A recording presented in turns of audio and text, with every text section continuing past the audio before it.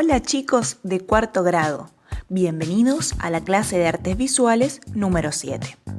Hoy veremos la relación del tamaño y la escala en las imágenes. Repasando un poco sobre la clase pasada, analizamos sobre lo importante que es el marco de encuadre en las imágenes, que es aquella porción que voy a representar visualmente y que encierro en una forma ya sea rectangular, circular o irregular. Excelentes producciones, chicos.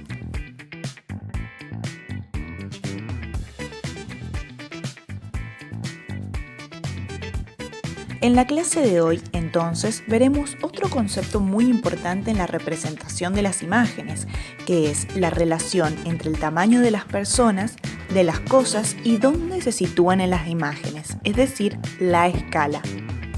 Para conocer mejor el término escala, primero es importante hablar sobre lo que significa tamaño.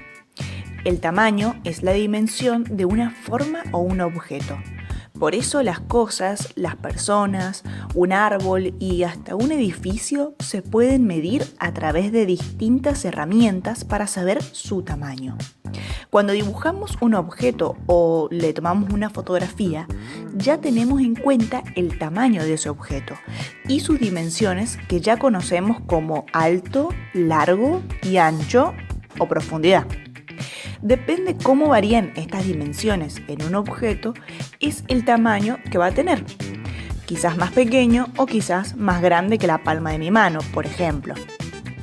Pero, ¿por qué decimos que un edificio es demasiado alto o que una hormiga es un insecto muy pequeño? ¿O que una escultura que vemos en la plaza tiene el mismo tamaño que una persona adulta? Bueno, en realidad no existe un tamaño normal, sino que todo depende de la escala. Y ahora sí, teniendo en cuenta lo que significa el tamaño de las cosas y las personas, ¿a qué nos referimos cuando hablamos de escala?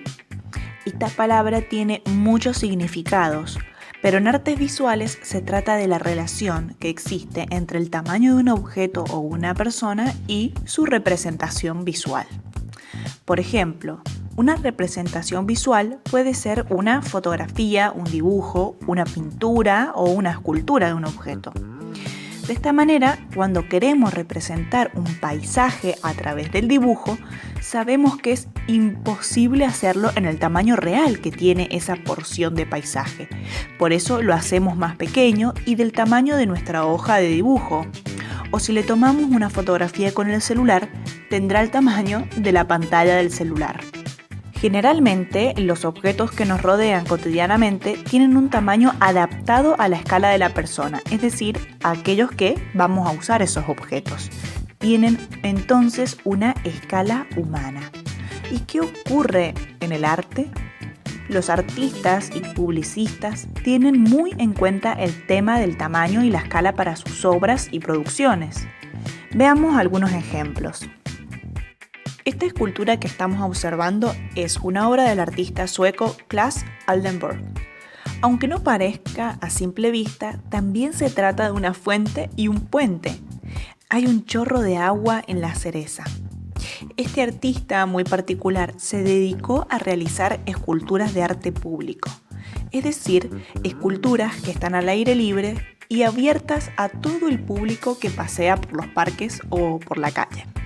Pero a Claes Oldenburg le interesaba sobre todo representar los objetos de la vida cotidiana, como una cereza y una cuchara, pero a gran escala, es decir, aumentando exageradamente su tamaño. Normalmente el tamaño de una cuchara supera el del ser humano. Eso es lo que ponía en juego este artista, el tamaño y su relación con la escala, en este caso, humana. Es decir, exageraba muchísimo el tamaño de la cuchara, una cereza o una bicicleta de la vida real para crear un impacto en la gente que viera esta gran escultura. Por otro lado, también hay artistas como la argentina Liliana Porter que en lugar de jugar con los objetos a gran escala y de gran tamaño, realiza esculturas de pequeña escala, en la que cuenta una historia, por ejemplo, de un personaje sobre una hoja de cuaderno que le queda inmensa. Esta escultura está en el mismísimo Museo de Artes Visuales Franklin Rawson. Se trata de una pequeña muñeca que representa una señora rastrillando esta arena roja en círculos. Pero en realidad se trata de diminutos personajes que son mucho más pequeños que una persona de la vida real, ya que pueden entrar en la palma de una mano. Es decir, que Liliana Porter juega con el tamaño pequeñito en relación con la escala humana. También, los creadores de las publicidades que vemos a diario tienen en cuenta el tamaño y su relación con la escala humana. Observamos, por ejemplo, estos carteles de publicidades que exageran el tamaño que en realidad los objetos tienen. Un tacho de pintura, por ejemplo, nunca es más grande que una persona, ni siquiera que un auto, pero acá está exagerado el tamaño para llamar más la atención. O por ejemplo, esta ingeniosa publicidad de spray para garrapatas para perro, que se trata de la gran fotografía de un perro rascándose en el piso de un shopping. Al ser mucho más grande que la escala humana, las personas que caminan por encima parecen ser las pequeñas garrapatas de la vida real. O estas publicidades que exageran el tamaño de los productos comestibles como papas fritas o chocolates. Como verás, hay muchísimas posibilidades para jugar con el tamaño y la escala, tanto en las artes visuales como en las publicidades que vemos a diario o en la televisión. ¿Están listos para hacer la actividad?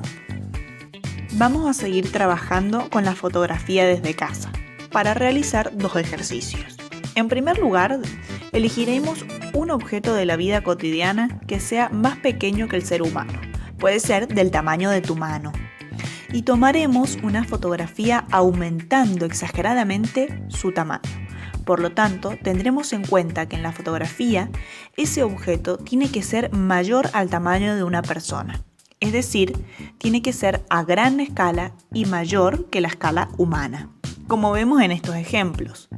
Para ello, seguro necesitarás la ayuda de alguien en casa y probar poniendo ese objeto muy cerca de la cámara y una persona más alejada para que realice la comparación. Se pueden crear imágenes muy divertidas. Seguro has jugado a hacer este tipo de fotografías alguna vez. Podés probar con varios objetos y personas creando escenas que cuentan una acción fantasiosa. Selecciona 2 o 3 fotos distintas con este ejercicio y mandámelas al mail. No te olvides de tener en cuenta que pueden ser de formato horizontal o vertical y con el marco de encuadre que más te guste.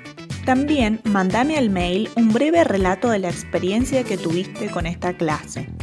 ¿Qué has aprendido de nuevo y si te gustó la actividad? Espero sus producciones. Gracias por el apoyo en casa y hasta la próxima clase.